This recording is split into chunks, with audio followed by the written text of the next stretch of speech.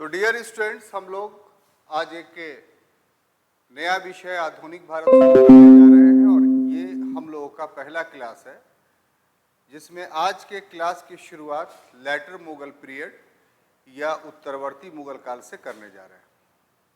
पढ़ाने से पहले ये बताना ज़रूरी है कि शब्द मुगल लगा हुआ है तो ऐसा नहीं मानिए कि ये मध्यकाल का विषय है, बल्कि मुगल के साथ उत्तरवर्ती लगा हुआ है, लेटर लगा हुआ है। इसका अर्थ होता है कि मुगलों के बाद के मुगल। तो मुगलों के बाद के मुगल ये एक नया शब्दावली है। जब मुगल थे ही तो बाद वाले भी मुगल कहे जाने लगे, उनके साथ लेटर शब्द क्यों लगा है, उत्तरवर्ती शब्द क्यों लगा है? तो इसके पीछे जो कारण है कि 1526 से 1707 तक के जो 6 मुगल शासक हैं वो शक्ति के दृष्टिकोण से, विस्तार के दृष्टिकोण से, प्रशासनिक के संरचना के दृष्टिकोण से, स्थापत्य के दृष्टिकोण से काफी मजबूत थे। लेकिन औरंगजेब की 1707 में मृत्यु के बाद मुगल समाप्त नहीं हुए, मुगलों का पतन होने लगा। पतन यानी डिक्लाइन और समाप्त, द एंड, दोनों अलग अलग चीज है। जब हम शब्द समाप्त कहते हैं, द एंड कहते हैं, तो इसका अर्थ ये होता है कि उसका पूरी तरीके से समापन, खात्मा हो गया। और अगर पतन कहते हैं, डिक्लाइन कहते हैं, इसका मतलब हुआ कि उसका अस्तित्व है, वो जीवित है, लेकिन उसकी स्थिति पूर्व के प्रॉस्पेरिटी या वैभव के समान नहीं है, समृद्धि के समान नहीं है, बल्कि उसके सिस्टम्स में, उसकी व्यवस्था में डिक्लाइन आ गया है, ह्रास आ गया है। इसी कारण से हम उसको उस वंश के साथ लेटर शब्द या उत्तरवर्ती शब्द का इस्तेमाल करते हैं। लेटर शब्द या उत्तरवर्ती शब्द का अर्थ हुआ कि वो पीरियड जिसमें कोई डायनेस्टी, कोई वंश डिक्लाइन हो गया है, उसके वैभव में, उसके प्रॉस्पेरिटी में कमी आ गई है। एक तो बात ये हुआ। दूसरी बात ये कि मील और बैंथम के ही आधार पर हम लोग मजबूर हैं, अभी तक हमारे इतिहासवेत्ताओं ने इसमें परिवर्तन नहीं किया है, हम कोई इतिहासकार नहीं है कि अपने तरफ से कुछ नई बात जोड़े। जो परिपाटी चली आ रही उसके मुताबिक 1707 के बाद आधुनिक काल माना जाता है और जो पीरियड पढ़ने जा रहे हैं वो 1707 के बाद का ही है और 1858 तक का है। तो समय काल के हिसाब से भी, पीरियड के हिसाब से भी ये जो सेक्शंस है वो आधुनिक काल का सेक्शन है और इसी के बाद आधुनिक काल के अन्य विषयों की शुरुआत होगी। तो ये छोटी सी बात थी जो इस विषय से संबंधित था। अब हम बाज़ाब्ते तौर पे विषय का शुरुआत कर रहे हैं। तो 1526 से लेकर 1707 ईस्वी तक का जो पीरियड है इसको मुगल काल कहा जाता है। जो पीरियड है वो लगभग 181 वर्षों का है और इसमें लगभग 6 शासकों ने शासन किया और इन सभी को सम्मिलित रूप से मुगल काल, ऐसे लिख रहे हैं, कोई दिक्कत नहीं ना है कि इंग्लिश में लिखना शुरू करें? अरे भैया, तो नाम में कौन सा ये है? ठीक है, नाम में तो कोई प्रॉब्लम है नहीं। अब MUGHAL नहीं लिख सकते हैं, ये तो कोई प्रॉब्लम वाली बात नहीं है। तो कीजिए, इसमें ऐसा है ना कि आसानी थोड़ी सी होती है क्योंकि नाम इसमें बहुत है, तो नाम हिंदी में लिखने में थोड़ा सुविधा होता है। आप उसको अपना कन्वर्ट करना चाहिए कीजिए, नहीं करना चाहिए नहीं कीजिए। लेकिन हाँ, कल होमवर्क सबको लिख करके लाएगा, जिसका जो लैंग्वेज है उस लैंग्वेज में। आप लोग तीनों को खास तौर से बोलते हैं होमवर्क। क्या जो पढ़ा रहे हैं वो लिखिएगा, ऊपर जो है वही क्वेश्चंस होगा। हाँ, जो पढ़ा रहे हैं उसी को लिखना है आपको। तो इसको मुगल काल कहा जाता है, ठीक है। और उसके बाद 1707 से लेकर के 1858 तक का जो पीरियड है वो लगभग 150 वर्षों का है। और इस 150 वर्ष में लगभग 11 शासकों ने शासन किया।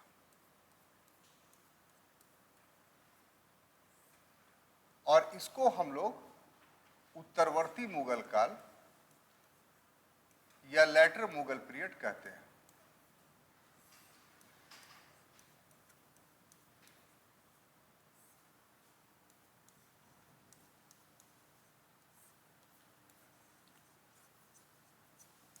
लेटर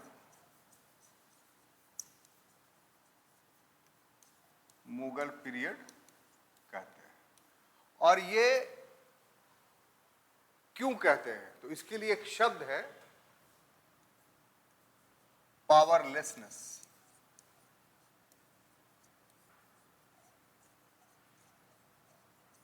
यानी प्रभावहीनता के कारण हमेशा कहते हैं,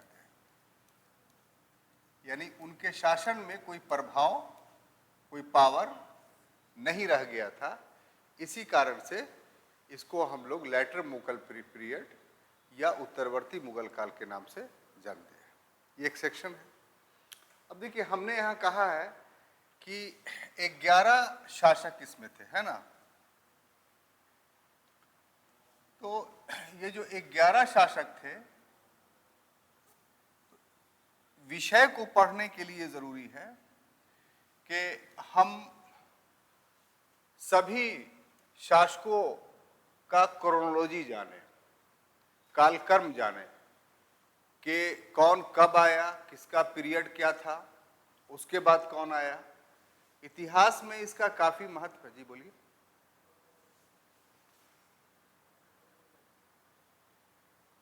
उसी पे आते हैं। वो तो फिर आ जाएगा।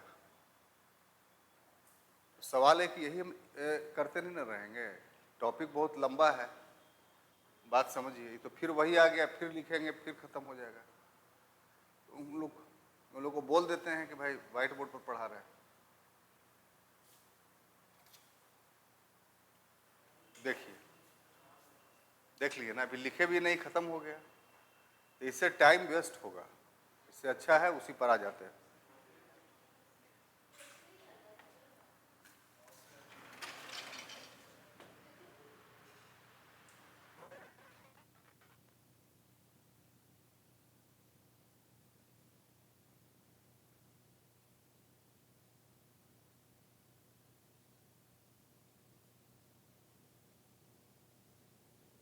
और तो बीच बीच में क्लास सही होगा तो फिर दिक्कत हो जाएगा।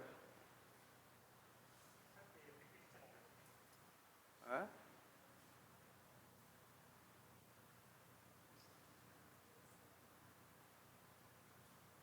तो वो है, लिखते हैं ना, तो फिर खत्म हुआ। हम कहाँ बोल रहे कि नहीं आ रहा है। अच्छा सर, आ जाएगा। खाली इसको सर यहाँ से क्लियर नहीं कीजिए। कुछ नहीं हम करते हैं सर। अच्छा ठीक है, मैं भेजता हूँ। आप ठीक है, करते हैं।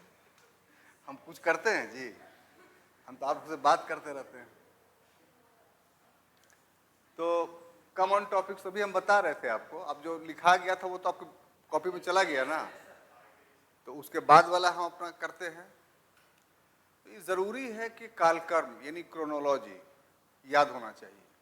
अगर क्रोनोलॉजी आपको याद नहीं होगा तो फिर ये टॉपिक बहुत भारी लगेगा, उसकी कोई बातें आपके पास नहीं जाएंगी। तो इसलिए मेरा आपसे निवेदन है कि जो क्रोनोलॉजी लिख रहे हैं डेट के साथ, तो क्लास में तो संभव नहीं है कि एक बार में याद हो जाएगा। घर पर जाके इसको प्रैक्टिस कीजिएगा और रफ कॉपी पे 10 बार लिख लीजिएगा। तो जब याद हो जाएगा तो उसके अंदर की आप बात देखिए कि अपने आप 50% चली है आपके दिमाग में। ठीक है, तो हम शुरू करते हैं। तो सबसे पहला जो शासक था उसका नाम था बहादुर शाह प्रथम।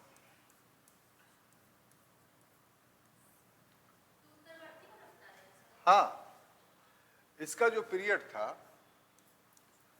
वो 1707 से लेकर के 1712 ईस्वी। इसका इंग्लिश भी लिख दे। दूसरा जो है शासक था जहांदार शाह। इसका जो पीरियड था वो 1712 से लेकर के 1713 ईस्वी तक था। तीसरा जो शासक था उसका नाम था फर्रुखसियर। जहांदार शाह, इसका जो पीरियड था 1713 से लेकर के 1719 ईस्वी। चौथा जो शासक था उसका नाम था रफी उद दरजात। ये मात्र 3 महीना ही रहा था और सबसे कम समय तक शासन करने वाला यह शासक था। दूसरा जो था रफी उस शान,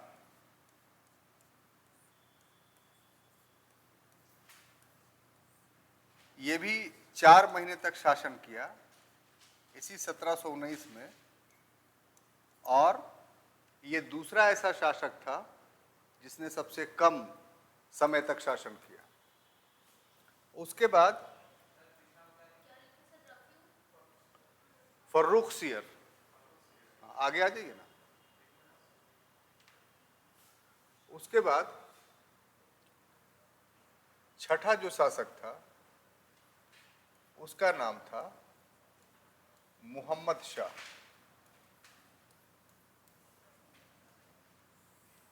इसका जो पीरियड था 1719 से लेकर के 1748 तक। 7th नंबर पे था अहमद शाह।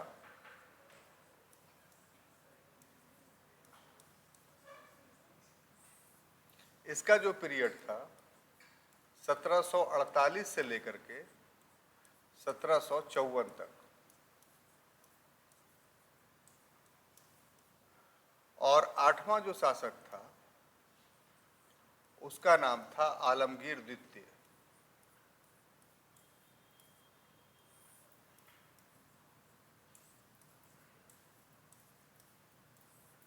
इसका जो पीरियड था 1754 से लेकर के 1759, 59।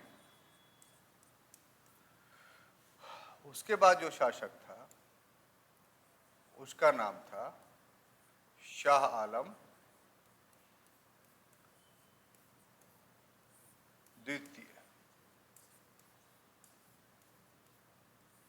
इसका पीरियड था 1759 से लेकर के 1806 ईस्वी तक। ये सबसे उत्तरवर्ती काल में लंबा पीरियड इसका है। उसके बाद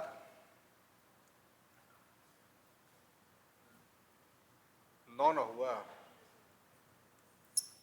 10वां जो शासक था वो था अकबर द्वितीय।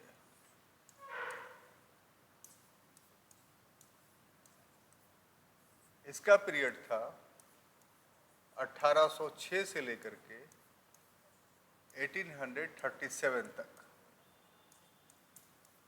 और अंतिम शासक था बहादुर शाह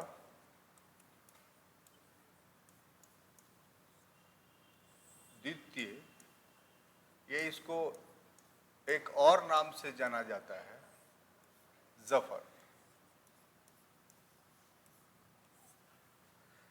इसने जो शासन किया वो 1837 से लेकर के 1858 तक, और इसके बाद मुगल का पूरी तरीके से अंत हो गया। ठीक है, हाँ, वहां से जो शुरुआत हुआ वो पतन का काल शुरू हुआ, डिक्लाइन कहेंगे उसको, और बहादुर शाह जफर के समय में आके पूरी तरीके से मुगलों का अंत हो गया, दी एंड हो गया। क्लियर? कोई कंफ्यूजन? यहां तो कोई बातें नहीं, यही हम बता रहे हैं आपको कि ये आप याद कीजिएगा। इसके बाद की जो भी घटनाएं हैं वो सब हम क्रॉनिकली जो है आपको आप बताना शुरू करेंगे।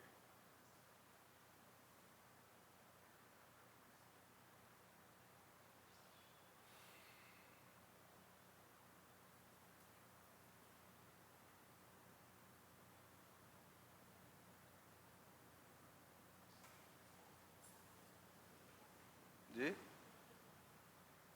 कौन? अच्छा, हट जाते हैं।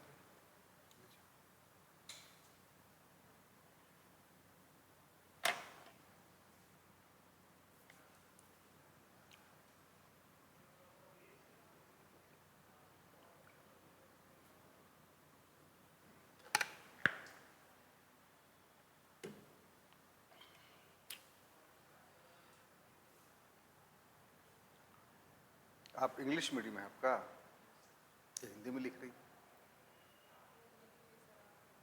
हो जाएगा घर पे।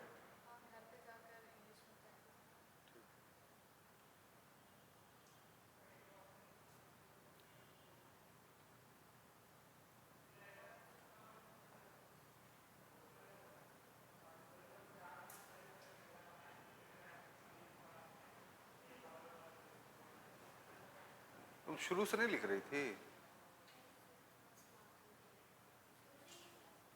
हो गया?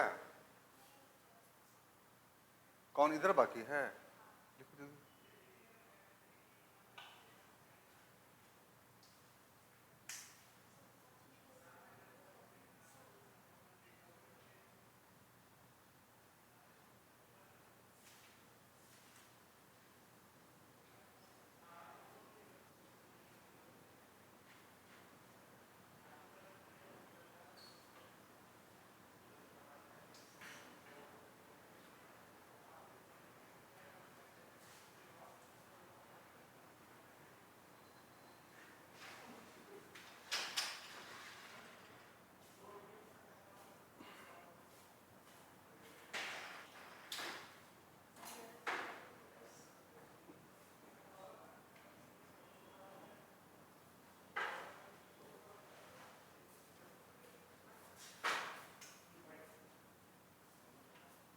इतना आप लोग सुस्त लिखे तो कैसे काम चलेगा?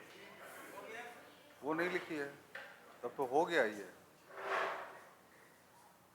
हम जब लिखते रहे उस समय आपका कलम चलते रहना चाहिए, ठीक है ना? ये नहीं कि हम लिख ले तब आप लिखिए, तब तो फिर एक टॉपिक खत्म नहीं हुआ एक दिन में, फिर लेट हो जाएगा भाई। और फिर से बोल रहे हैं लिख के लाना है सबको। आप लोग इंग्लिश में है तो इंग्लिश में लिख के लाइएगा। अरे समझ में आ रहा है कुछ? क्या बोलिए तो एक बार। हाँ, लिख के लाना है। और अगर आपको कॉलेज जाना होगा तो आप कॉपी यहाँ सबमिट कर दीजिएगा, उसमें रख दीजिएगा, हम चेक कर लेंगे। ऐसा नहीं कि आपका रहना यहाँ ज़रूरी है, लेकिन आपके कॉपी पे साइन मेरा ज़रूरी है, ठीक है? डेली का रूटीन है। बहुत आगे बढ़।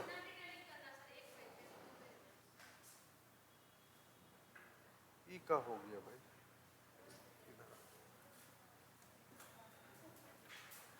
तो अब देखिए दूसरा जो टॉपिक हम लोग लेंगे, ये तो एक सेक्शंस पढ़े, इंट्रोडक्शंस का ये कर्म चल रहा है हम लोग का अपने टॉपिक का।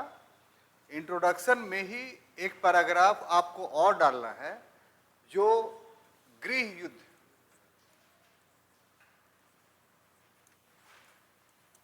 या गृह युद्ध शब्द गलत होगा, इसको उत्तराधिकार युद्ध नाम दिया जाए।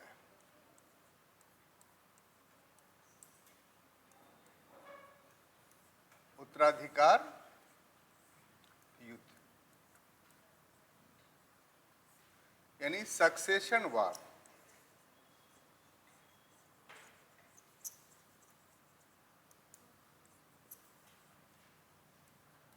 सक्सेशन वार उत्तराधिकार युद्ध का अर्थ क्या होता है? तो उत्तराधिकार युद्ध का अर्थ होता है गद्दी प्राप्ति हेतु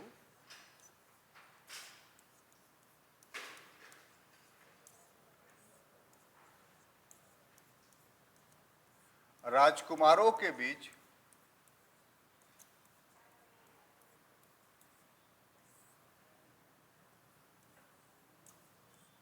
के मध्य जो संघर्ष होता है उसी को हम लोग सक्सेशन वार कहते हैं। ठीक है?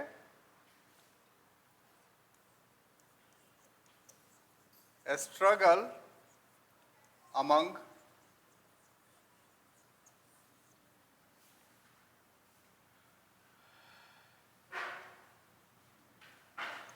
different successor is called civil war. Sorry, succession war.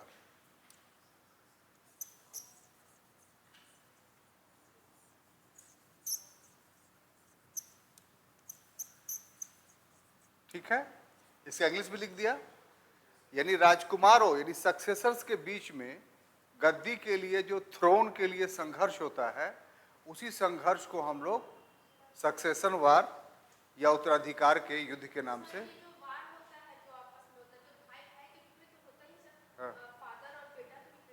हाँ होता है। तो देखिए साहब, सक्सेशन वार जो है वो मुगलों की नियति रही है। आप अगर गौर से देखिए पूरे मुगल इतिहास को, हम थोड़ा सा इसको एलोबरेट करना चाहते हैं ताकि आपकी समझ काफ़ी मजबूत हो जाए इस मामले में।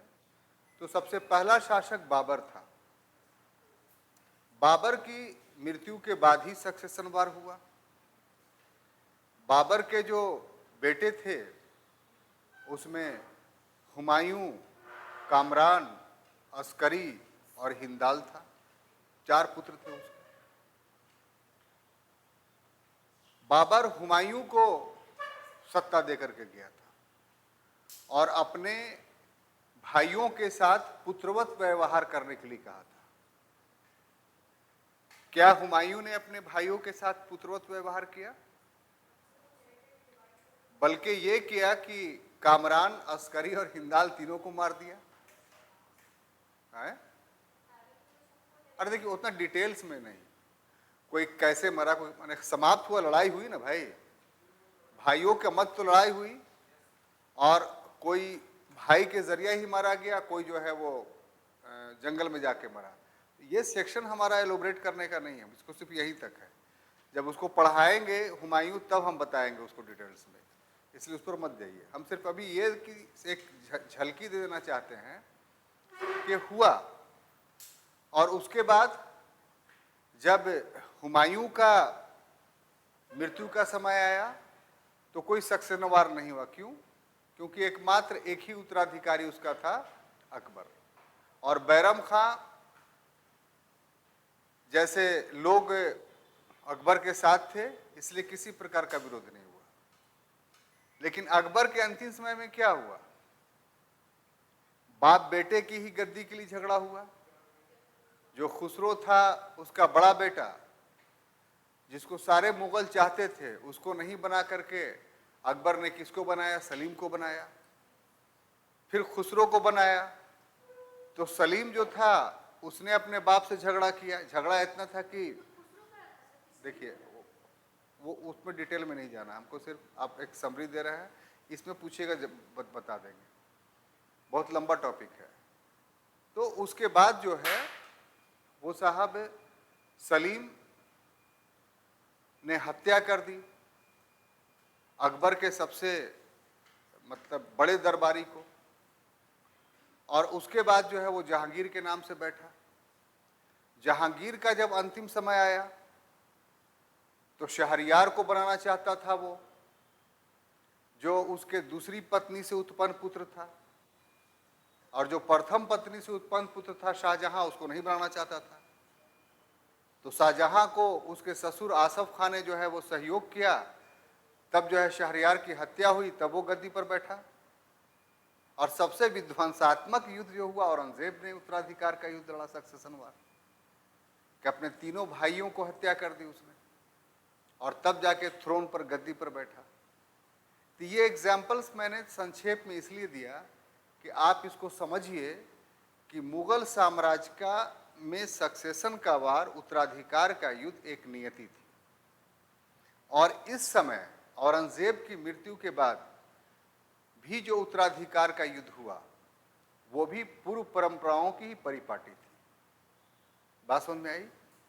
लेकिन यहां पर एक बात बहुत ही ध्यान देने योग्य है कि ये अंतिम उत्तराधिकार का युद्ध था, जिसमें सिर्फ राजकुमारों ने भाग लिया। उत्तराधिकार के युद्ध का एक नेचर था, एक स्वरूप था कि दरबारी जो है वो भाग नहीं लेते थे, पक्ष पोषण नहीं करते थे किसी का, बल्कि वो सत्ता के साथ रहते थे। और लड़ता कौन था?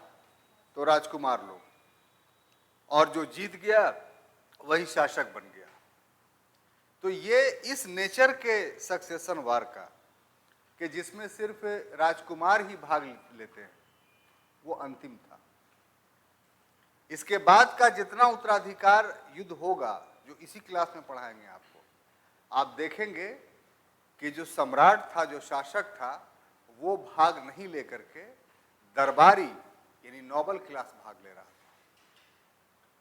तो ऐसा क्यों हुआ? ऐसा इसलिए हुआ कि अब मुगल पतनशील हो गए थे, मुगल शासक के पास कोई शक्ति नहीं रह गई थी। इसीलिए अंतिम उत्तराधिकार का युद्ध है, जिस उत्तराधिकार के युद्ध में राजकुमारों ने या मुगल शासकों ने भाग लिया। इसके बाद का जो उत्तराधिकार का युद्ध होगा, उसमें मुगल शासक भाग, वो एक कठपुतली की तरह रहेंगे, और बाकी जो नोबल क्लास था, जो दरबारी थे, वो उत्तराधिकार का युद्ध लड़ रहे थे आपस में, एक दूसरे को बैठाने के लिए, एक शासक को हटा के दूसरे शासक को बैठाने के लिए, और अपना हित साधने के लिए, अपना इंटरेस्ट को पूरा करने के लिए। क्लियर? तो ये बात दिमाग में रखिए और हम अपना सफर आगे बढ़ाते हैं। तो घटना है 3 मार्च 1707 ईस्वी की, 1707। ये बहुत महत्वपूर्ण घटना है मुगलों के लिए। क्यों? क्योंकि इसी समय, इस दिन को औरंगाबाद में, जो भी महाराष्ट्र है,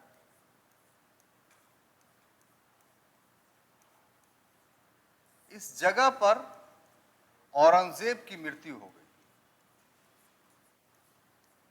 ठीक है? औरंगजेब की क्या हुई? मृत्यु। लेकिन मृत्यु के पूर्व ही उसने एक डेथ डिड,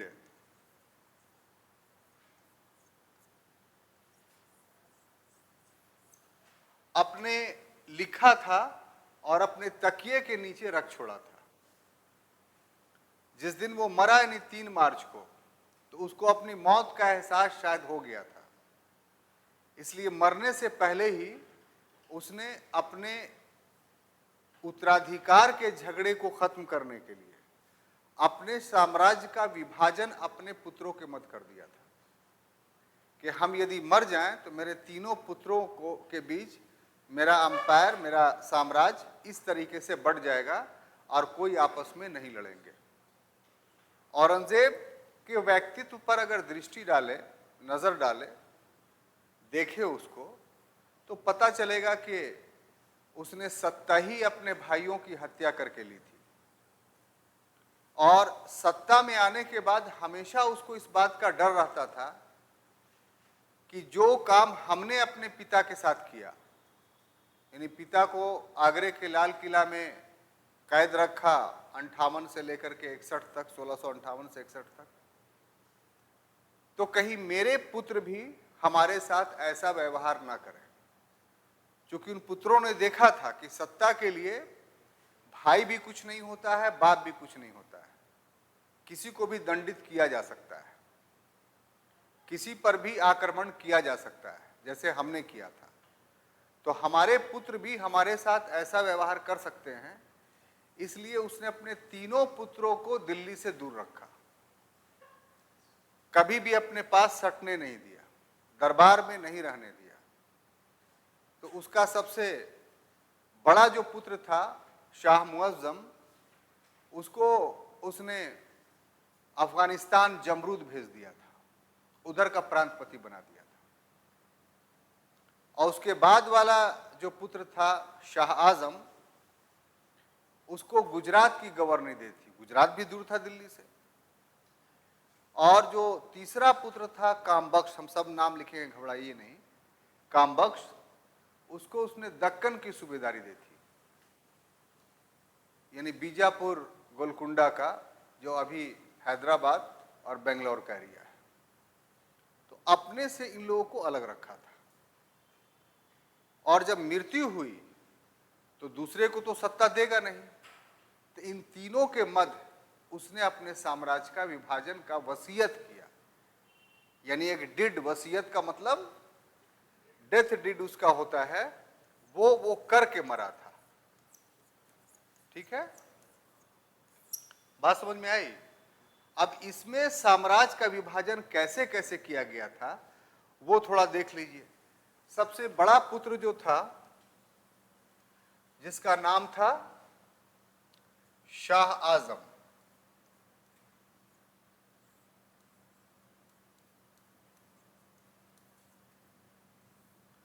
इस शाह आजम को उसने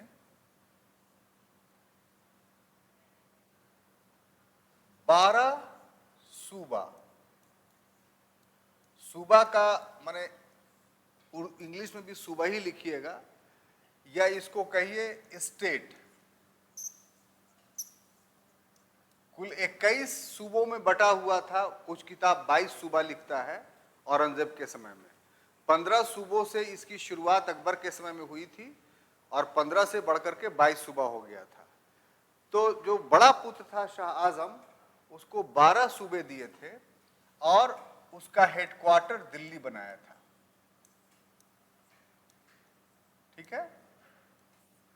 उसके बाद दूसरा पुत्र जो था, सॉरी गलत लिख दी है, शाह आजम नहीं, शाह मुअज्जम नाम है इसका, शाह मुअज्जम कर लीजिए। ये बड़ा पुत्र था। और दूसरा पुत्र था बीच वाला, इसका नाम था शाह आजम। इसको आगरा,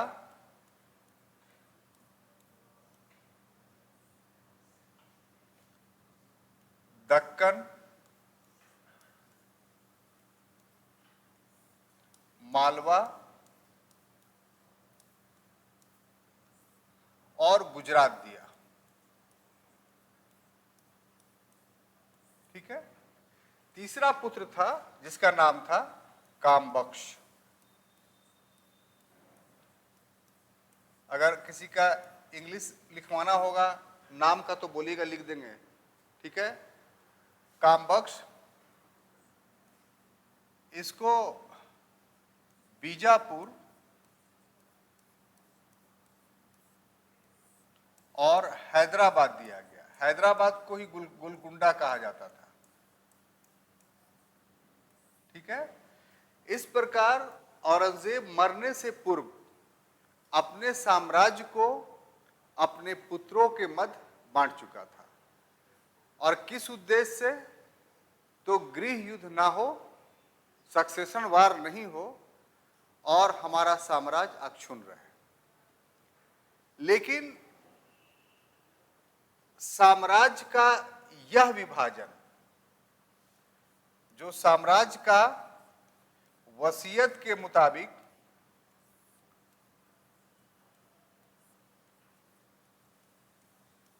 जो उपरोक्त विभाजन था,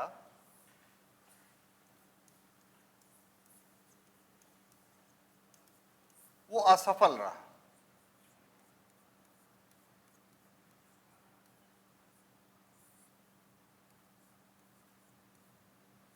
ठीक है, यानी औरंगजेब जो चाहता था कि साम्राज्य हमारे पुत्रों के बीच विभाजित हो जाए और कोई सक्सेशन वार यानी उत्तराधिकार का युद्ध नहीं हो, वो उसके मरने के बाद ये कामना पूरी नहीं हुई। क्यों नहीं हुई? घटनाक्रम देखिए कि तीनों ने कौन कौन ने? जैसे शाह मुअज्जम,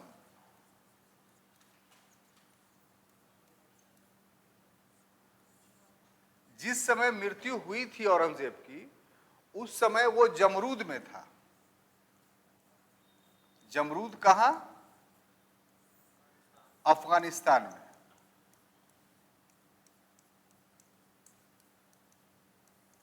ठीक है, जमरूद जैसे उसको सूचना मिली कि मेरे पिता की मृत्यु हो गई है, तो उसने जमरूद से फौरन अपने सेना के साथ पलायन किया गद्दी पर कब्जा करने के लिए। और मार्ग में ही रावी नदी पर एक पुल था, जिसका नाम, पुल का नाम था शाहदौला, अभी पाकिस्तान में है। शाहदौला पुल। इसी पुल पर ये ऑब्जेक्टिवली आता है क्वेश्चन, इसीलिए हमने खास तौर से नाम लिखा। रावी नदी पंजाब में है, तो रावी नदी पर जो पुल बना हुआ था उसका नाम शाहदौला पुल था। इसी पुल पर उसने 1707 में ही अपना राज्याभिषेक करा दिया। क्या करा दिया? राज्याभिषेक। राज्याभिषेक का क्या होता है? हाँ? बोलिए। Formation, coronation. तो राज्याभिषेक का मतलब कोरोनेशन करा दिया। इतना समझ में आ गई? अब आ जाइए आजम की बात। तो आजम ने क्या किया साहब? ये दूसरा पुत्र जो था,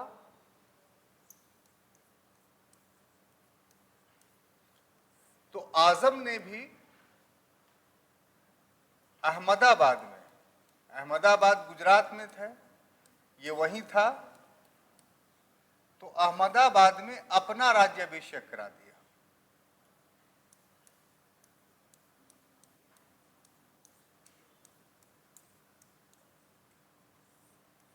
यानी कोरोनेशन करा दिया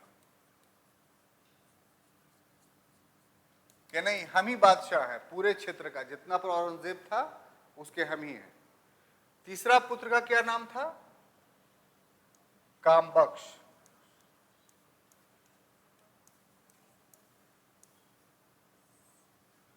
उसने बीजापुर में अपना राज्याभिषेक करा दिया।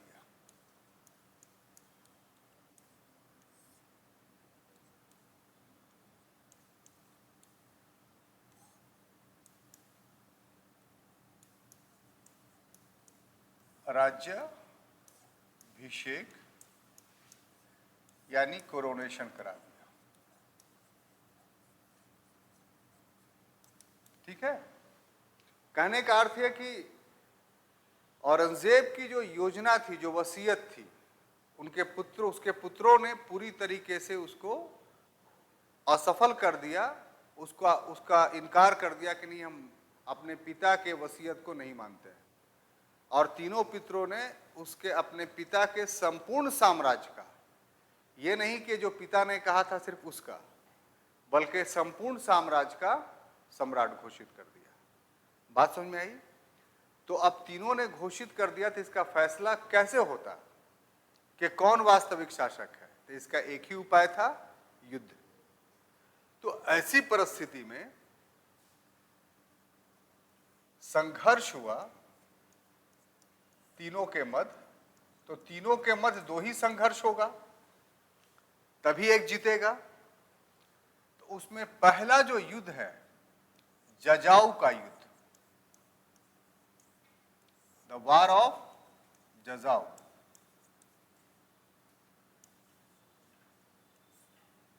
ठीक है, द वार ऑफ जजाऊ जो हुआ था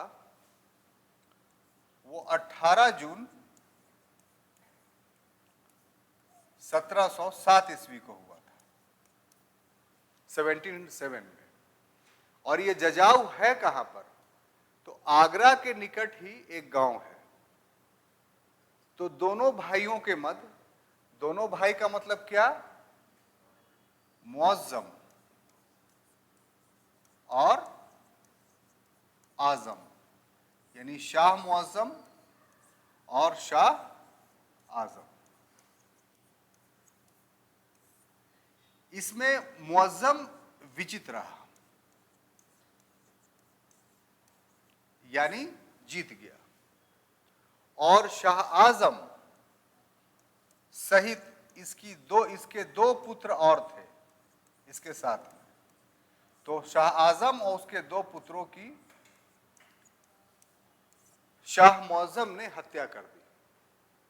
तो इस प्रकार से जजाऊ के युद्ध में शाह मुअज्जम अपने भाई शाह आजम और उसके दो पुत्रों की हत्या करके अपने एक विरोधी को समाप्त कर लिया। क्लियर? बिल्कुल स्पष्ट है। कोशिश कीजिए कि याद होते हुए जाए आपको, यहां नाम भी बुदबुदाते रहिए अपने मन में ताकि टफ नहीं लगे। अब आइए, दूसरा जो युद्ध था उसको बोलते थे बीजापुर का युद्ध। क्या बोलते थे? बीजापुर का युद्ध। यह युद्ध हुआ था 13 जनवरी 1709 ईस्वी को, 9। और ये किसके मध्य हुआ था? तो मुअज्जम और कामबख्श के बीच में, मुअज्जम प्लस कामबख्श के बीच में। ठीक है, इसके क्या परिणाम हुए? तो इसमें मुअज्जम विजित रहा, यानी जीत गया, और कामबख्श और उसके एक पुत्र की क्या कर दी गई? हत्या कर दिया गया। तो इस प्रकार औरंगजेब की मृत्यु के बाद जो उत्तराधिकार का युद्ध हुआ वो उसके 2 पुत्रों और 3 पौत्रों की हत्या के बाद हल हुआ, और शाह मुअज्जम एक छत्र मुगल सम्राट बनने में सफल रहा।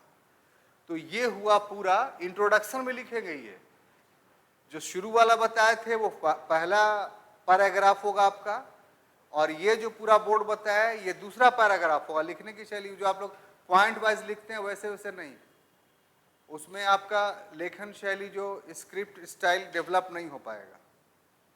पॉइंट या नंबरिंग सिस्टम्स, कोई सीक्वेंस में बात कहनी है, जैसे किसी ने कुछ काम किया 5-10 काम, तो निम्न काम है वो, तो उसमें आप पॉइंट वाइज या नंबरिंग सिस्टम दे सकते हैं।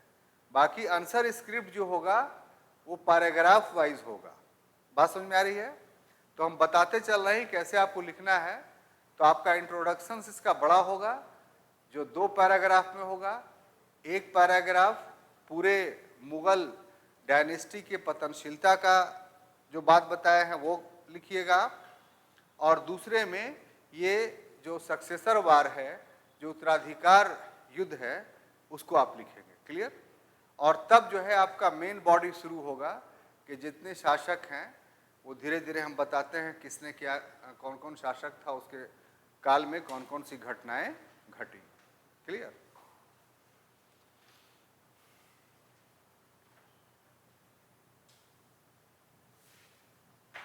क्या लिखने में दिक्कत हो रहा है?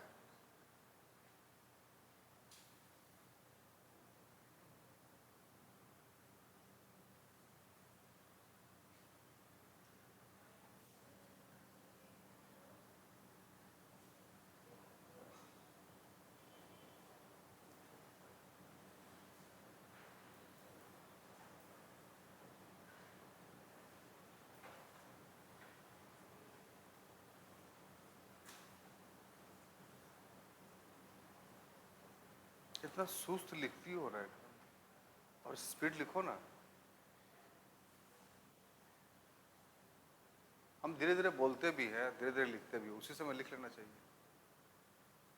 11 शासक है, पर 11 शासक को पढ़ाना है, सबको डिटेल्स में बताना है। मैंने डिटेल्स का मतलब ये कि जो घटनाएं महत्वपूर्ण है ऐतिहासिक दृष्टिकोण से, तो सबके बारे में बताएंगे, तभी आपका ऑब्जेक्टिवली भी मजबूत रहेगा, सब्जेक्टिवली भी मजबूत रहेगा। हो गया?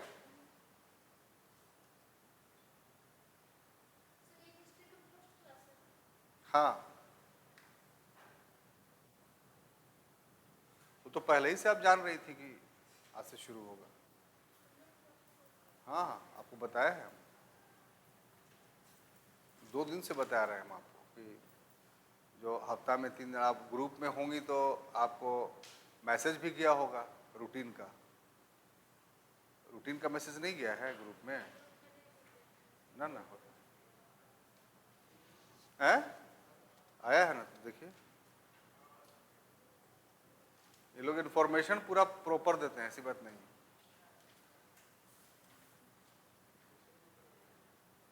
तो अब आगे हम लोग बढ़ते हैं।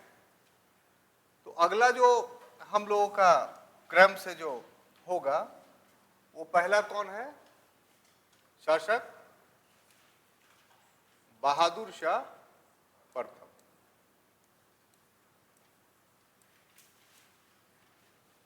बहादुर शाह प्रथम, जिसने कब से कब तक शासन किया?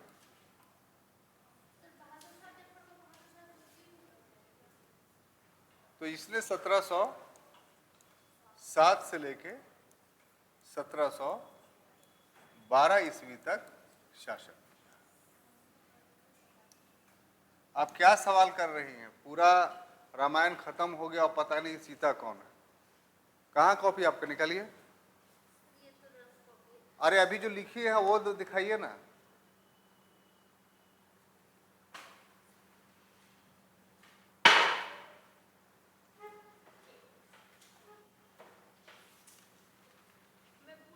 कुछ नहीं, जो आप पूछिए उसका हम जवाब दे रहे हैं। ऐसे पढ़ाई नहीं होता है। ये क्या है? बहादुर शाह प्रथम है कि नहीं लिखा? आप ही का हाथ का लिखा हुआ है। ये क्या बहादुर शाह द्वितीय है कि नहीं? यही ना आपका सवाल था।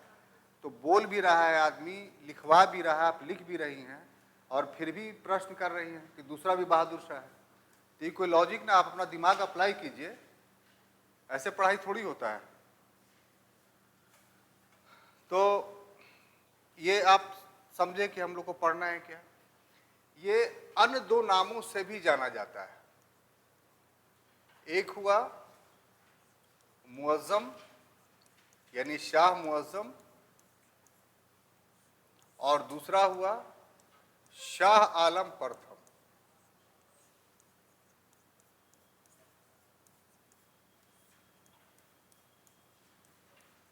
ठीक है?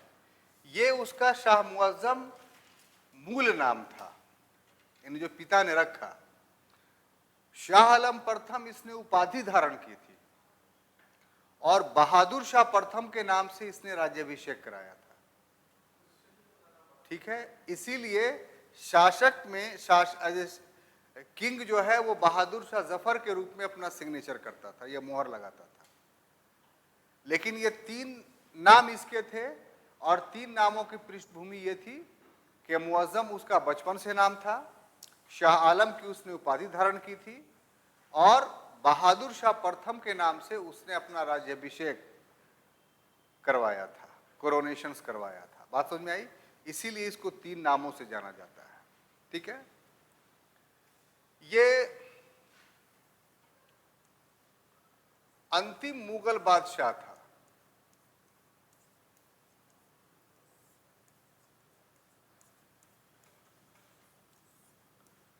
ये अंतिम मुगल बादशाह था जिसने मुगल संप्रभुता का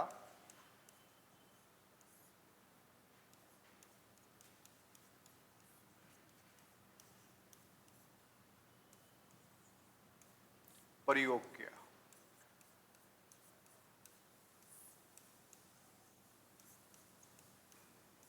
He was last Mughal emperor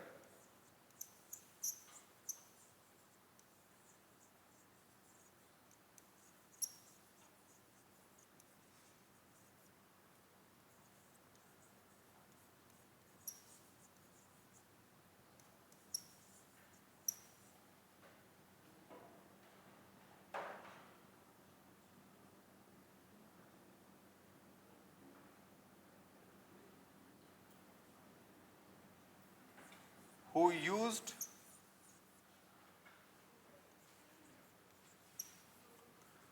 Mughal sovereignty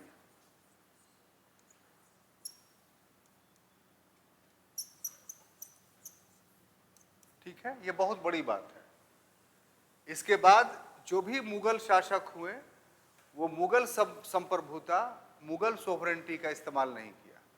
इसके अर्थ क्या है कि मुगल शासक का जो नेचर था वो एब्सोल्यूट मुनार्क का था, यानी पूरी तरीके से एक निरंकुश राजा का। निरंकुश राजा या एब्सोल्यूट मुनार्क उसको कहते हैं कि जिसके ऊपर उसके दरबारियों का, उसके धार्मिक के उलमा का या जनता का कोई प्रभाव नहीं रहता है। उसके सारे निर्णय व्यक्तिगत होते हैं। हाँ, परामर्श अपने मंत्री परिषद से, अपने उलमा से लेता है, लेकिन उस परामर्श को वो मानने के लिए मजबूर नहीं होता है।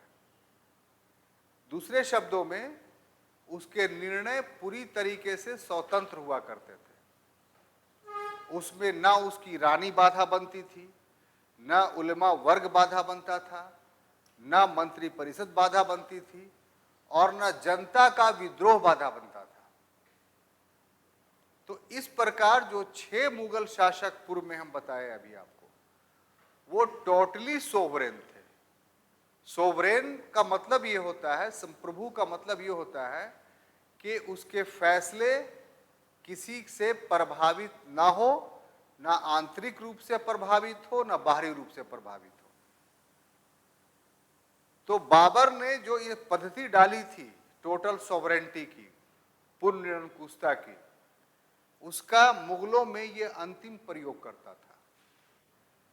इसके बाद के जो 10 शासक हुए उनका निर्णय अपना नहीं होता था, बल्कि वो दरबारियों के कठपुतली होते थे, पपेट होते थे। वो जो दरबारी चाहता था वो करवाता था बादशाह से, और 10 में से किसी ने भी दरबारियों की बात यदि नहीं मानी तो फिर दरबारियों के द्वारा उसकी बड़ी बुरी तरीके से हत्या कर दी गई और उसके जगह पर दूसरे मुगल को बैठा दिया गया। इसलिए ऑब्जेक्टिवली ये काफी महत्वपूर्ण है और क्वेश्चंस भी आता है कि कौन सा मुगल शासक था जिसने अंतिम रूप से मुगल सोवरेंटी का इस्तेमाल किया, मुगल संप्रभुता का इस्तेमाल किया।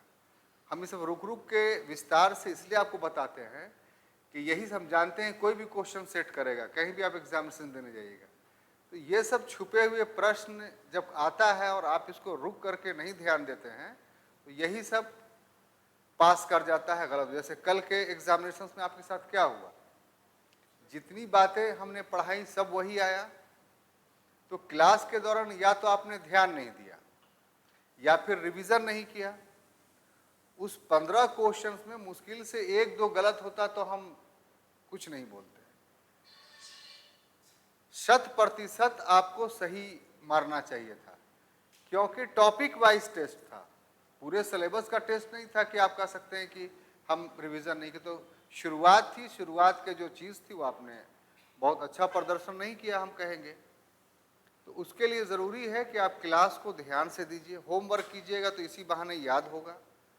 और जब भी टेस्ट हो तो जितना चीज़ है आपके कॉपी में लिखा रहता है उसको रिवाइज करके आइए। हम आपको इतना लिखा देते हैं कि आपको अगर इसी पर अगर आप कन्फाइंड कर जाइए अपनी स्टडी को तो फिर आपको कोई बुक पढ़ने की भी ज़रूरत नहीं पड़ेगी। इतना सफिशियंट है पीटी के लिए भी और मेंस के लिए भी। इसी को आप नोट्स टाइप का अगर डेवलप करते हुए चलिए, हमसे चेक कराते हुए चलिए, तो आपके लिए ही सफिशियंट है।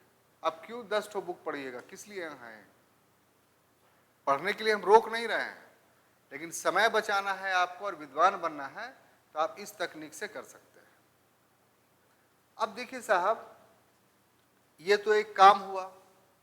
अब दूसरा काम जो इसका होता है वो राजपूताना के साथ।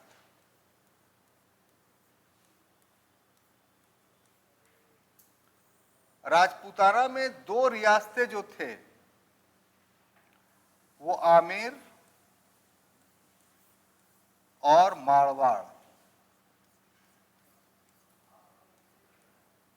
ठीक है। इन दोनों के साथ, दोनों रियासतों के साथ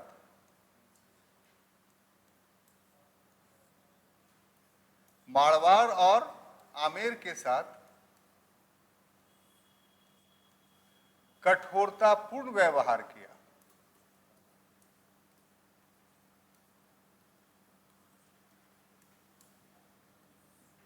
परंतु इस कठोरपूर्णता व्यवहार का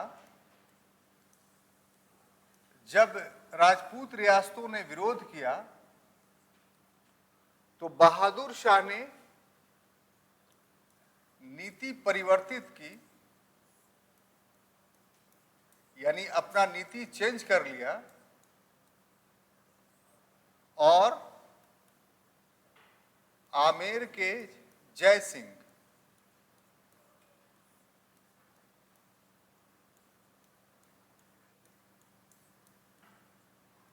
और मारवाड़ के अजीत सिंह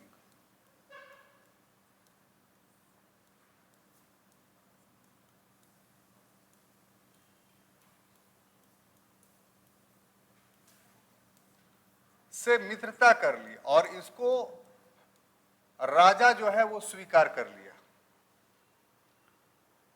कि आप अपने स्टेट के राजा हैं। लेकिन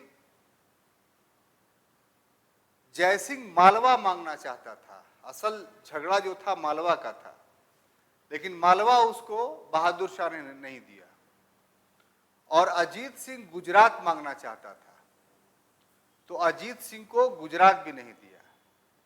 और औरंगजेब के समय में ये दोनों, यानी जय सिंह और अजीत सिंह जो थे वो मुगल मनसबदार थे, तो बहादुर शाह ने इनको मुगल मनसबदारी भी नहीं दी। हाँ, इतना किया कि इन दोनों क्षेत्रों में, यानी आमेर और मारवाड़ में जजिया उठा लिया।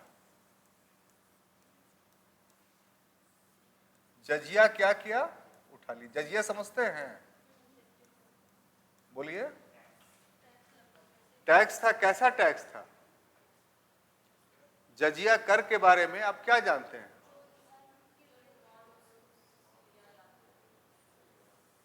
अरे भाई, जानते हैं तो बोलिए, तो हम बताएंगे।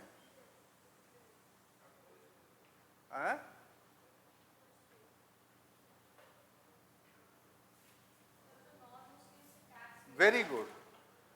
उस समय दिल्ली सल्तनत से लेके मुगलों के पीरियड तक बहुत तरह के टैक्सेशन थे, टैक्स था, लेकिन 4 टैक्स काफी महत्वपूर्ण था। एक खराज कहते थे, एक ज़कात बोलते थे, और तीसरा खुम्स था, और चौथा जजिया था। ये जगह जगह जिजिया लिखा रहता है। ये 4 टैक्स क्या थे? तो जो खराज था वो भूमि कर था, यानी जो भी किसान भूमि बोता था उसको लैंड टैक्स देना पड़ता था, लैंड रेवेन्यू बोलते थे।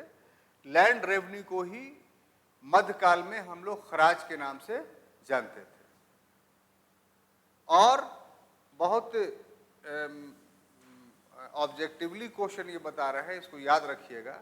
हम जब बता देंगे तब आपको पता चलेगा कि इसमें से एक ऑब्जेक्टिव ऐसा आता तो हम गलत कर देते। और जो ज़कात था, तो ज़कात के साथ सदका भी जुड़ा हुआ था। तो ज़कात मुसलमानों से लिया जाता था और ये उनके वार्षिक आय का 2.5% होता था, और इसमें बल प्रयोग किया जा सकता था। यानी कोई ज़कात नहीं मुसलमान देगा तो उससे जबरदस्ती वसूलने की परिपाटी थी। और सदका में बल प्रयोग नहीं होता था, वो अपनी इच्छा से वो लोग मुसलमान लोग दे सकते थे। तो ज़कात और सदका एक धार्मिक कर था, खराज भूमि कर था। और खुम्स का जहां तक मामला है तो ये युद्ध कर था। युद्ध जब होता था तो जो पराजित सेना होती थी, विजित सेना सब उसका ले लेता था, और लेने के बाद उसमें 1/5 भाग शासक को दे दिया जाता था और 4/5 भाग सेना के मध्य बांट दिया जाता था। सेना के मध्य इसलिए बांटा जाता था कि सेना के वेतन बहुत कम होते थे, तो वो इसी लालच में फौज में आते थे कि खुम्स का माल अगर बहुत अच्छा मिल गया तो हम बहुत धनदान हो जाएंगे। तो इसलिए खुम्स की लालच में लोग सेना में भर्ती होते थे। और जजिया जो था वो एक सुरक्षा कर था, धार्मिक कर नहीं था। ऑब्जेक्टिवली अगर आएगा कि निम्न में से कौन धार्मिक कर है, तो 99% स्टूडेंट जजिया को मार देते हैं कि हिंदुओं से लिया जाने वाला कर था, इसीलिए ये धार्मिक कर था। तो हिंदुओं से लिया जाने वाला कर था, ये कहना गलत होगा, बल्कि वास्तव में ये था कि जो मुसलमान नहीं थे वो सैनिक सेवा करने से मुक्त थे। जो मुसलमान थे उनको सैनिक सेवा करना अनिवार्य था, वो इनकार नहीं कर सकते थे दिल्ली सल्तनत और मुगलों के पीरियड में। लेकिन जो मुसलमान नहीं थे, दूसरे धर्म के मानने वाले थे, वो कर भी सकते हैं, नहीं भी कर सकते हैं। तो जो नहीं करेंगे उनकी सुरक्षा का जिम्मा जो है ये लोग लेते थे कि आप की इज्जत कोई नहीं दागदार करेगा, आपका धन कोई नहीं लूटेगा और आप पूरी शांति के साथ रहेंगे। तो उसमें चूंकि बहुसंख्यक जातियां हिंदू थी, इसीलिए ऐसा लगता है कि हिंदुओं पर लादा गया। जहां से ये लोग आए थे मध्य एशिया से, वहां ये जजिया कर दूसरों पर लादा जाता था। यहां तक कि अगर इतिहास आप उठाकर देखेंगे तो पता चलेगा कि मुसलमानों का ही वो वर्ग जो नोबल क्लास नहीं था, अभी नया नया मुस्लिम बना था, यूसुफ हज्जाज बिन सफवी के शासनकाल में, जो बगदाद का गवर्नर था, उसने उन लोग पर भी जजिया लगाया था। तो जजिया का जो कंसेप्ट था वो ये कि जो शासन कार्यों में सहयोग नहीं कर रहे हैं, सैनिक सर्विस नहीं दे रहे हैं और उनकी सुरक्षा की जिम्मेदारी राज पर चली आई है, तो उसके लिए पैसा चाहिए और उसको सुरक्षा कर कहा जाता था, धार्मिक कर नहीं। और वो भी सबों से नहीं लिया जाता था। जो स्त्रियां थीं, जो बच्चे थे, जो बूढ़े थे, जो अपाहिज थे, जो कम आय वाले लोग थे, उन पर जजिया नहीं लादा जाता था। जिनकी आय अच्छी होती थी उसको भी 3 कैटेगरीज में बांटा गया था।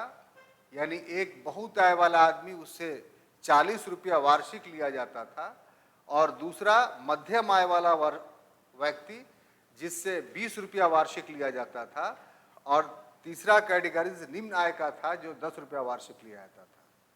और ये कर भी बहुत ज्यादा वसूल नहीं किए जाते थे।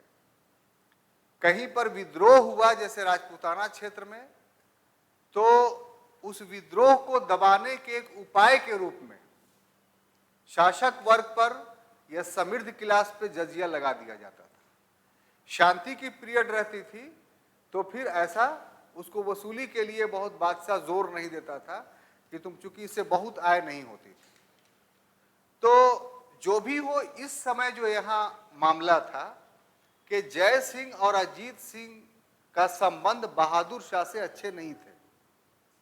अब बहादुर शाह से अच्छा नहीं होने का कारण क्या था कि जय सिंह का एक और भाई था जिसका नाम था विजय सिंह, और विजय सिंह बहादुर शाह से मिल गया था इस बात के लिए कि हमें आप गद्दी दिलवा दीजिए तो हम आपकी अधीनता स्वीकार कर लेंगे।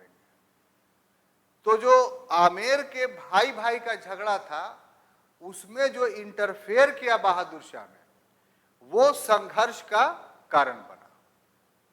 इसी प्रकार मारवाड़ में अजीत सिंह का भी एक छोटा भाई था और वो भी बहादुर शाह से मिल गया था और उसके कारण बहादुर शाह ने जो मारवाड़ में हस्तक्षेप किया तो उससे जो है वो ये लोग खिन्न हो गए। एक तो कारण ये था, दूसरा ये झगड़ा इस समय नहीं पैदा हुआ था, ये औरंगजेब के काल का ही झगड़ा था। मारवाड़ का शासक जसवंत सिंह था, जसवंत सिंह का उत्तराधिकारी था अजीत सिंह। दुर्गा दास राठौर ने बड़ी मुश्किल से जो है वह अजीत सिंह को गद्दी पर बैठाया था। एक लंबी कहानी, उसको छोड़ देते हैं। लेकिन मुगलों से मारवाड़ के संबंध औरंगजेब के समय से ही अच्छे नहीं चल रहे थे। जसवंत सिंह उत्तराधिकार के युद्ध में औरंगजेब का साथ दिया था। शुरुआत में वो दारा के साथ था, लेकिन जब औरंगजेब की जीत हुई तो जसवंत सिंह औरंगजेब के पक्ष में चला गया। यह आमतौर पे हुआ करता था, एक बहुत बड़ी बात नहीं थी। और औरंगजेब ने उसको फ्रंटियर स्टेट का बड़ा गवर्नर बना रखा था। औरंगजेब के समय में उत्तर पश्चिमी भारत पर जो हमले पठानों के हुए या अफगानियों के हुए, उस सारे हमलों का सामना करने में सफलता जसवंत सिंह का था। लेकिन जसवंत सिंह का फिर औरंगजेब के साथ अंतिम समय में रिलेशन अच्छा नहीं रहा। तो इस कारण से जसवंत सिंह ने मुगल मनसबदारी त्याग दी और वो अपनी रियासत का शासक सिर्फ रह गया, मारवाड़ का। अब बात समझ में आ रही है? मेवाड़ का जहां तक ताल्लुक था तो मेवाड़ में दो जयसिंह हुए। ये जयसिंह जो पढ़ा रहे हैं ये सेकंड जयसिंह है। तो पहला वाला जो जयसिंह अकबर कालीन था, यानी उसका रिलेटिव्स क्या नाम है? नहीं वो नाम भूल रहे उसका, मान सिंह। तो वो वाला हम नहीं बोल रहे। ये लास्ट फेज में जो है ये जयसिंह सेकंड का नाम है और इसी ने जो है वो जयपुर शहर जो आप देखते हैं अभी के समय में जो फोर्टिफाइड है वो इसी का बसाया हुआ है। तो बहुत पावरफुल शासक था ये। तो इसके संबंध आमेर के सवाइयों का संबंध बहुत अच्छा मुगलों से रहा है। लेकिन इस पीरियड में बिगड़ने का वजह था विजय सिंह। विजय सिंह जो जाकर मिल गया और बहादुर शाह ने इंटरफेयर कर दिया, तो बहादुर शाह का हस्तक्षेप करना जो है वो इन राजपूत रियासतों को पसंद नहीं था, इसीलिए बहुत कड़ा विरोध हो गया। तो बहादुर शाह ने भी इसको समझ लिया, इसलिए अपनी नीति परिवर्तित कर दी कि नहीं भाई, हमको उसमें नहीं करेंगे, नहीं तो हार जाएंगे। और फिर इन लोगों को मित्रता कर ली। तो मित्रता तो की, लेकिन दिल साफ नहीं बहादुर शाह का था, इसीलिए न मालवा दिया इनको, न गुजरात दिया, और न ही सवाई की उपाधि दी, न ही महाराज की उपाधि दी। सिर्फ राजा स्वीकार कर लिया और संतोष के लिए इनकी रियासत से जजिया हटा लिया। यहां पर जजिया शब्द 3 शासकों के काल में ध्यान से पढ़िएगा और इस पर जो ऑब्जेक्टिव आता है उसमें अच्छे अच्छे स्टॉलवर्ड पिछड़ जाते हैं। कैसे, वो देखते चलिएगा। बहादुर शाह ने सिर्फ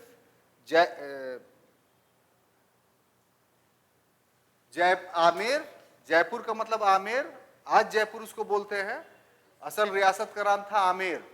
आज भी आप जयपुर में जाइएगा तो आमेर का किला ही कहा जाता है।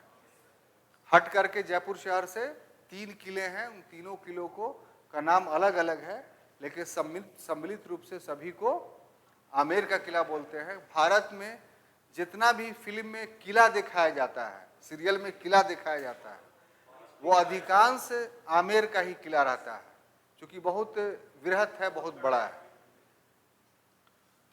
तो इसलिए इसने सिर्फ आमेर और मारवाड़ से जजिया उठाया। किसने? बहादुर शाह ने। इसके बाद आप गौर से देखिए तो उसने बुंदेला सरदार,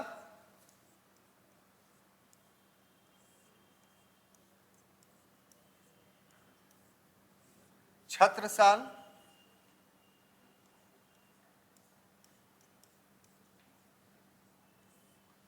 और जाट नेता सूरजमल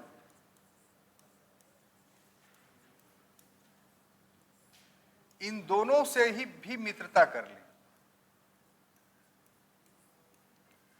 जबकि आप गौर से देखिए कि औरंगजेब के समय में इन दोनों से औरंगजेब का संघर्ष हुआ था। यानी मुगलों से संबंध न ही बुंदेलों का अच्छा था और न ही जाटों का अच्छा था, बल्कि गोखला का विद्रोह आपने सुना होगा औरंगजेब के पीरियड में। तो गोखला एक ऐसा नेता था कि जिसने जाटों को संगठित करके मुगलों के खिलाफ संघर्ष को जारी किया। और इसी गोखला का एक अगला नेता था रामदास, जिसने सिकंदरा में अकबर के कब्र को उखाड़ दिया था और उसकी हड्डियों को जला दिया था। आगरा के पास सिकंदरा एक जगह है, पहले तो आगरा से हट के था, लेकिन अब जाइएगा तो आगरा शहर के अंदर ही है। तो अकबर ने अपने जीवन काल में ही अपना मकबरा बनवाया था जो काफ़ी आलीशान है, तो उसको सिकंदरा का मकबरा कहा जाता है। तो सॉरी, रामदास नहीं, राजा राम, करेक्शन कर लीजिए। राजा राम अगला जाटों का नेता था या सरदार था। तो जब औरंगजेब आगरा में नहीं था तो उसने आगरा पर, सिकंदरा पर आक्रमण किया, और आक्रमण करने के बाद उसको जिद था कि ये मतलब हिंदू से शादी किया था तो मुसलमान है कैसे, तो इसको दफन नहीं होना चाहिए, बस कि इसको जला देना चाहिए। तो हर की अपनी अपनी सोच होती है। तो उसने उसका कब्र खोदा, तो कब्र में इतना दिन हो गया था, हड्डी मिला नहीं मिला, क्या मिला, लेकिन इतिहासकार लिखते हैं कि हड्डियां कुछ मिली, उसका जाकर के उसने अंतिम संस्कार कर दिया। छत्रसाल नाम था, CHATRASHAL, ठीक है, छत्रसाल।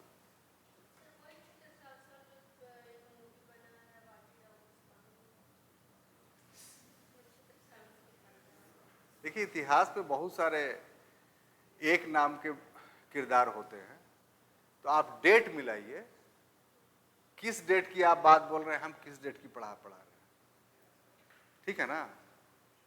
ये हो गया। लेकिन अगर सिखों की बात किया जाए, ठीक है, तो इस समय सिख के अंतिम गुरु थे गुरु गोविंद सिंह। गुरु गोविंद सिंह, ठीक है ना।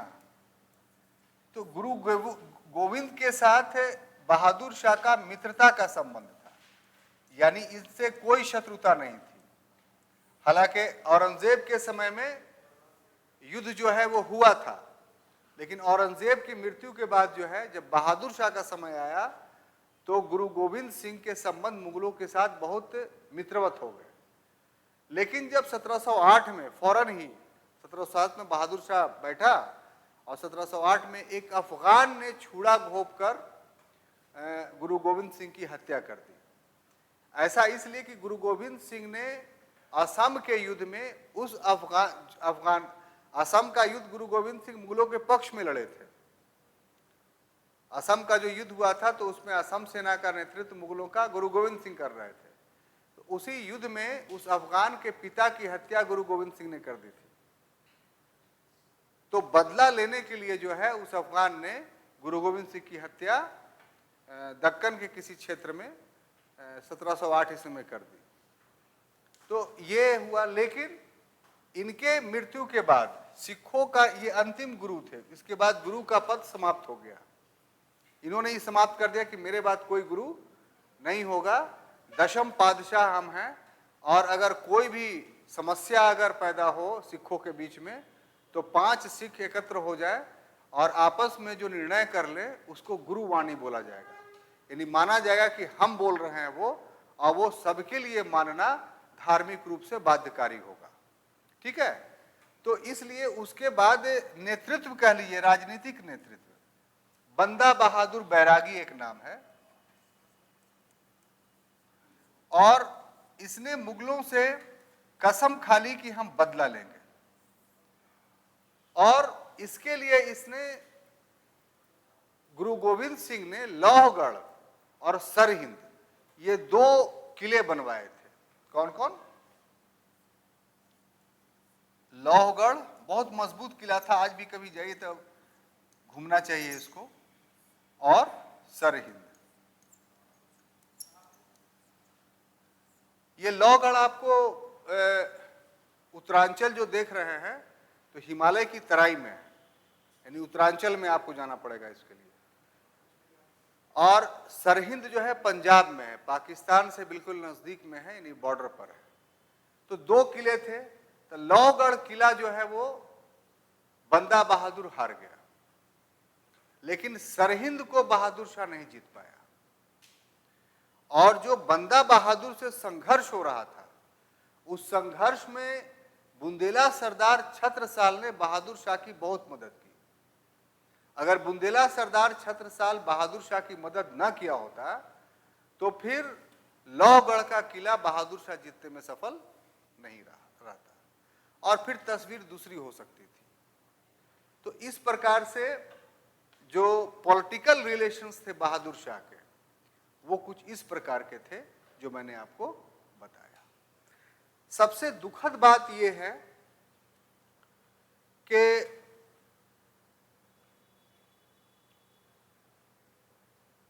इसने जो आर्थिक नीति अपनाई, जो इकोनॉमिक पॉलिसी अपनाई,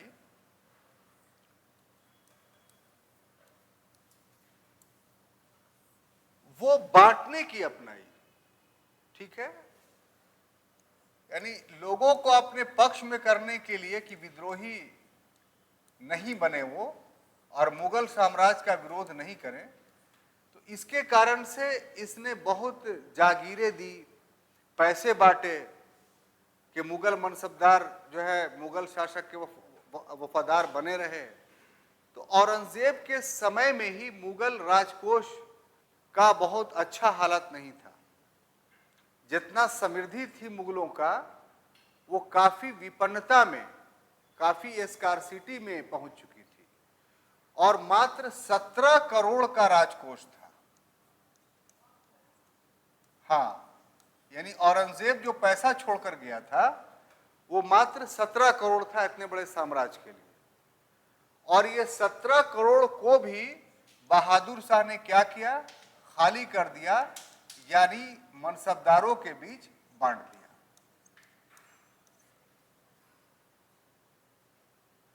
और ऐसी परिस्थिति में, इस विपन्न स्थिति में बहादुर शाह की आकस्मिक मृत्यु हो जाती है।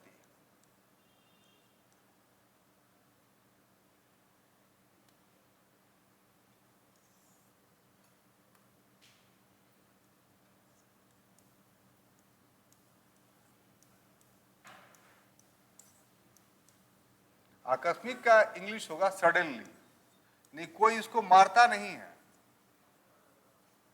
बल्कि आकस्मिक मृत्यु हो जाती है। नहीं, अब हो सकता है हार्ट अटैक हो गया हो, उस समय हार्ट अटैक का कोई बीमारी के रूप में ये नहीं हुआ था, इतिहासकार लिखते हैं आकस्मिक। अब देखिए अंदर में मुगल दरबार में कितना कन्फ्लिक्ट था कि इसका शव जो है, लाश यानी डेथ बॉडी, वो 6 सप्ताह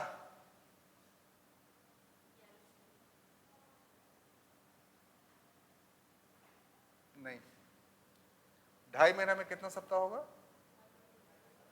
3 3 6 6 2 8 8 सप्ताह तक पड़ा रहा। सोचिए,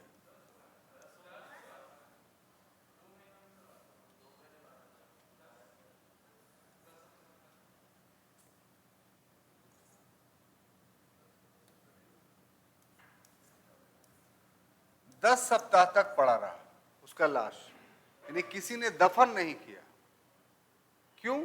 कि दफन भाई उसका बेटा ही ना करेगा, तो बेटा तो आपस में लड़ रहा था, तो फिर कौन बाप को दफन करे। कितना विपन्न स्थिति में मुगल पहुंच चुके थे इन सभी घटनाओं से। रॉबर्ट ओवन जो एक हिस्टोरियन है, उसने इसके बारे में कहा है कि ये अंतिम मुगल बादशाह था जिसके बारे में कुछ अच्छे शब्द कहे जा सकते हैं। इसके बाद का जो मुगल बादशाह था, किसी के बारे में अच्छे शब्द नहीं कहा जा सकता है। ठीक है? जिसके बारे में कुछ अच्छे शब्द कहे जा सकते हैं।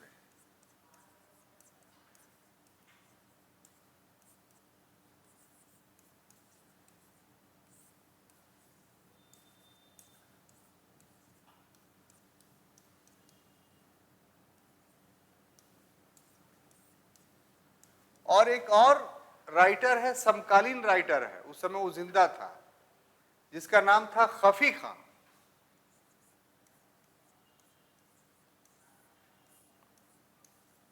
इसने इसे शाहे बेखबर की उपाधि दी, यानी ऐसा बादशाह जिसको कुछ पता ही ना हो,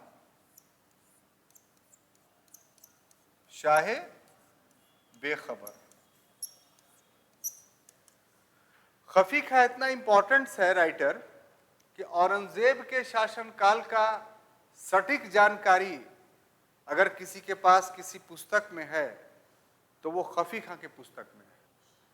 क्योंकि मुगलों के समय में जितने भी इतिहासकार थे वो दरबारी थे और शासक के खिलाफ नहीं लिखा करते थे। लेकिन खफी खां दरबारी नहीं था और औरंगजेब के सभी कामों का उसने समर्थन नहीं किया, बल्कि आलोचना भी किया है। तो उसके इस कारण से उसके इतिहास में निष्पक्षता, न्यूट्रलिटी दिखाई पड़ती है, किसी का पक्ष नहीं लिया। उसकी किताब आमतौर पे ऑब्जेक्टिवली कभी कभी नाम आ जाता है, तो आप लोग यानी इसकी किताब का नाम था मुंतखबुल लुबाब।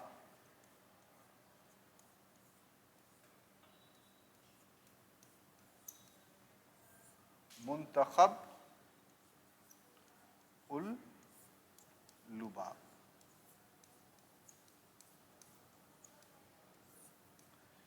इससे मिलता जुलता एक नाम और है, मुंतखबुल तवारीख। वो बदायूनी का है, अब्दुल कादिर बदायूनी, वो भी बहुत महत्वपूर्ण किताब है। तो वो जो है अकबर कालीन किताब है, मुंतखबुल तवारीख, और ये है मुंतखबुल लुबाब जो खफी खां का है।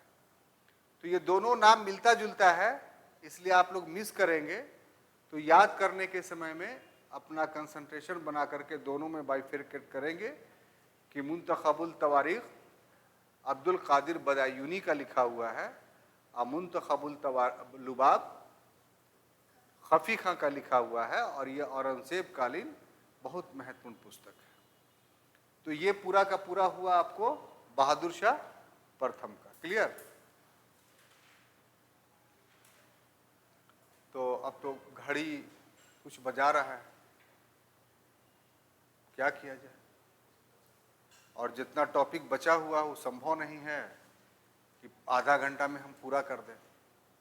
तो अब यही उपाय बचता है कि कल के क्लास में इसको कंटिन्यू करेंगे, है ना? तो इसको 2 पार्ट में आप मान कर चलिए। आज पहला पार्ट इसका हुआ और उत्तरवर्ती मुगल काल का दूसरा पार्ट हम लोग कल करेंगे। ठीक है?